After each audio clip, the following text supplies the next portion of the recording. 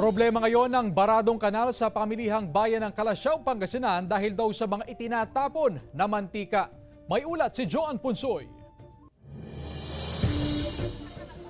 Pinapanatili ang kalinisan sa mga kanal o drainage system sa pamilihang bayan ng Kalasyaw, Pangasinan. Bumabara kasi ang mga basura sa kanal. Idagdag pa riyan ang mga itinatapong gamit na mantika mula sa mga kainan. Tutukan natin yung mga drainages ang ating mga kanal upang sa ganun ay maiwasan ang pagbaha or mag-plugging ng mga plastic dito sa ating mga canals. Ang kanilang mga food residual ay dapat nasa ayos at nasa proper ang kanilang pagtatapon. Araw-araw ang declogging operation at regular din ang flushing sa palengke para mapanatili ang kaayusan at kalinisan dito. Pinulong ang mga market vendor upang makipagtulungan sa pagpapanatili ng kalinisan sa pamilihan.